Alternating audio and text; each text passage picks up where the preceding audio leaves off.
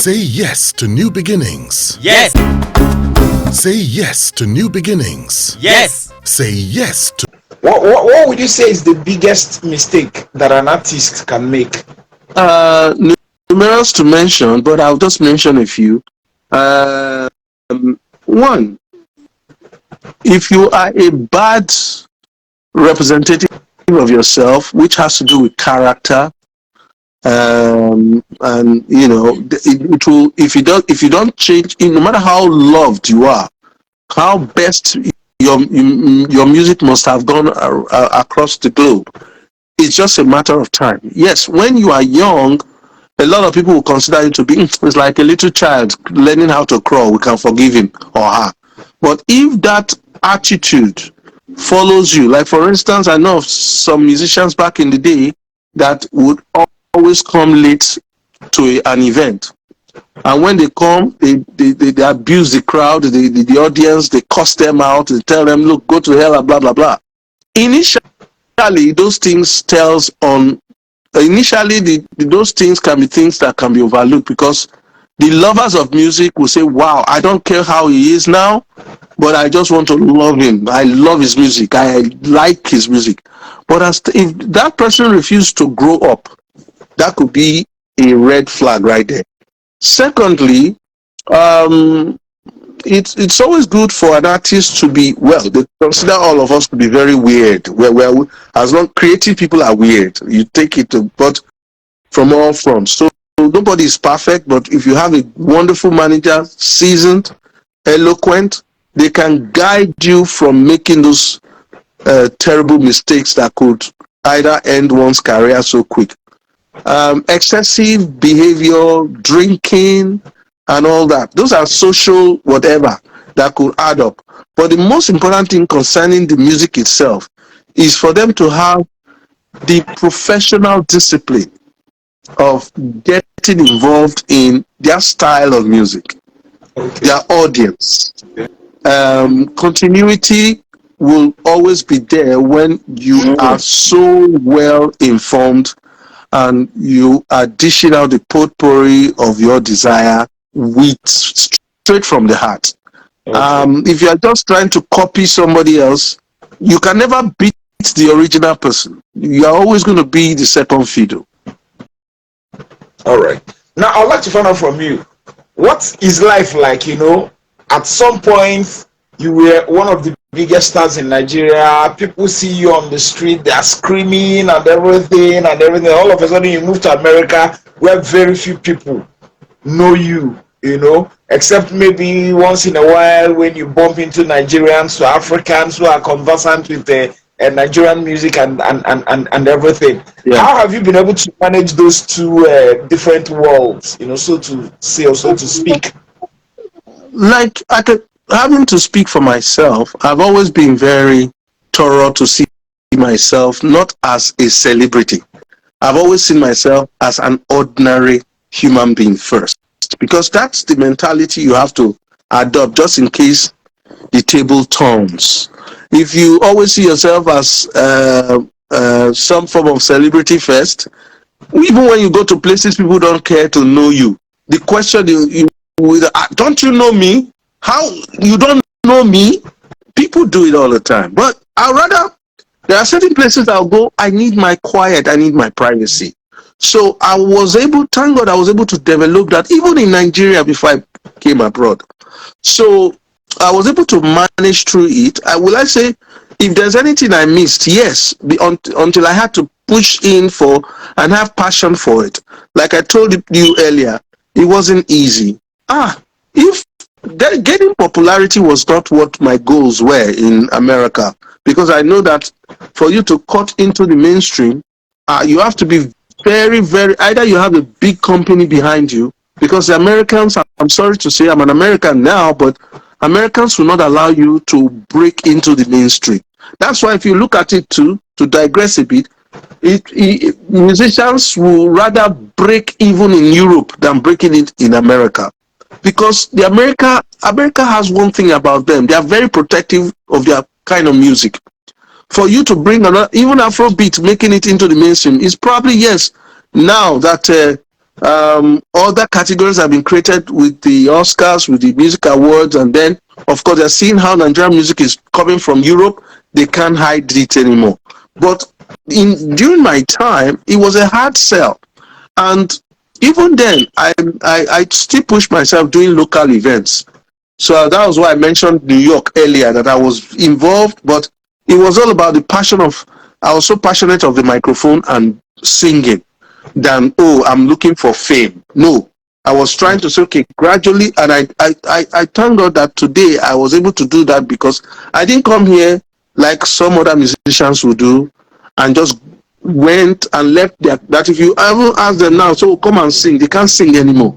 They've eaten so much burger, they've gotten so fat, they've forgotten their guitar. I know many like that. I don't want to mention. Very few are still very passionate about their music. So that's it. All right. What would you say has been the greatest thing, that music has done for you? The fact that I'm being recognized as, even if not as a person, that my work is still being recognized as evergreen is the greatest thing. Because for any man to last a lifetime, you need to play music, or you need to register a music that people will remember 100 years, even when you're done.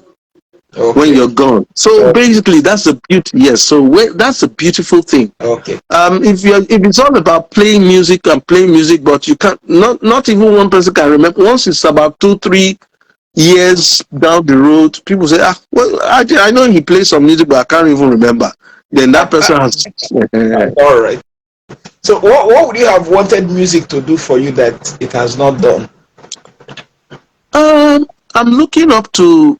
I see my situation as the hand of God, and I look at it that it is not over until it is over, in the area of being able to have a monumental contribution to the music industry as a whole, because it goes in many saying that it's not just about you. Any artist that is just about me, how I'm going to make money, how I'm going to live affluently, you don't know the hand of God. But if you believe in leaving some traces, some good deeds, it requires you to build others. It's like the simple example of, okay, what do you call a good workman? A man who, like a good, call him artisan, who believe that, okay, maybe I won't or a potter, somebody who makes up all this art, design, whatever. He knows that if care is not taken, maybe after 10 years or 20 years, people will forget him. But what he would do for his community to always remember him is to raise young ones who are going to become apprentices and learn his trade, so that when he is gone, he will not be, the work of his hands will not be forgotten. And if we look at it from that perspective, it's obvious that yes, back in the day, we were more orally educated in Africa. None of us were putting down our information, but we were able to pass information hand to hand, from father to son, from son to, like that. And it went on and on until we came to this generation. Thank God for education in some light, but I know it's still not everybody that knows the act of having to pass over, because some of us are very selfish. It's all about we and our immediate family. But when you look at it broadly, it's about when society have bettered your life, what have you been able to give back? It does not matter when you do it. Is when God gives you the opportunity to do it. Of course, that's why I refer to my song "Time Na Money," because if you waste time, you waste money. You're one of the few artists who God enabled to come up with evergreen songs. That's talking about hit songs. Yeah. I mean, I can remember "Time Na Money," I can remember "Moge," I can remember "Here Your Papa, Here Your Mama." Mm-hmm. So for any musician or any artist who wants to come up with hit songs, what must the person do? What are the best ways of going around that? You can't work in isolation, no matter how talented you are. During my time, all this glory did not come to me by myself. I worked with powerful, like my producer was number one at the ends of production then. And my producer too saw his small weakness and brought in some other seasoned musicians. That is the insight. Well, I agree now that production is a little different where you can use one man to do everything with the keyboard. But I mean, sample a lot of producers I've met in Nigeria. Sad to say, they can't even play the piano in church. What they do is cut and paste. So the point is, I'm not even talking about that. What the industry need to develop are seasoned songwriters, people who can. It's like writing a good book. That's what is missing. That is why you see, as powerful as our beats, our subject matter in terms of lyrics is very shallow. So how can the only thing is that, I really want to get myself high today. I go to the club and drink and listen to the beats. I listen to the beat and the chant of that song. The moment I walk out of that club, I don't even remember what that song says. That's not good enough. So I'm not saying, if you look at my group of songs, much as I was singing songs that make sense, and I didn't do this alone. I thank God for bringing very powerful people together to help me do from time to time. People like Laolu Akins, and then the likes of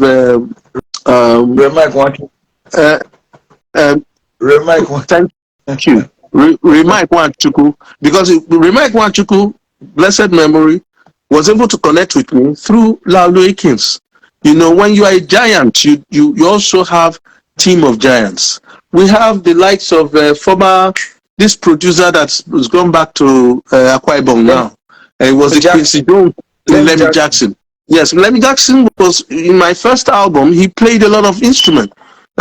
Fortune Ortega, who's here in California with me. We have series of powerful, young and vibrant as well as older musicians. So recognizing talent and being able to work with them is what makes the difference.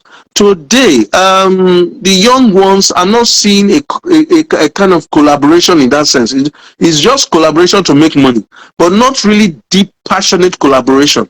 So until we're beginning to find that, we probably may be missing the mark. Because I tell you one mistake, I'm not a psychic, but in the near future, now that we pray that we should do better than what reggae did for Jamaica. But you know, I will be honest to tell you the truth.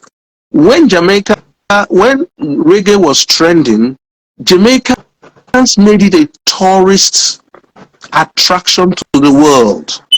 If you go to, you see, because a few times I've been to Jamaica, the things that my Jimmy Cliff, Bob Marley, Peter Tosh, what they did, these are few, and that country is not more than one state in Nigeria, right?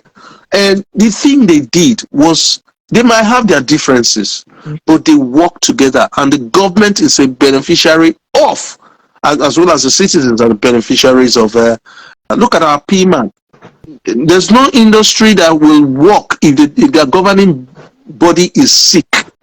The problem we are facing is that, we are facing a lot of infringement, copyrights, whatever, coming from people play, including government, play the feign ignorance. The populace feign ignorance.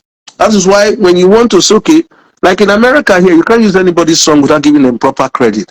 So these are money-making aspect of the industry too. It's not just singing on stage is just little fry. The real where the money is publishing. And a lot of people do not understand that and sometimes if you miss that aspect of the publishing, you can never get it right for life. So the point is, we should get the educated people on the administrative side involved. So it's not just you dancing a jazzco on stage. So that in the future, you can still have a payback. God bless you.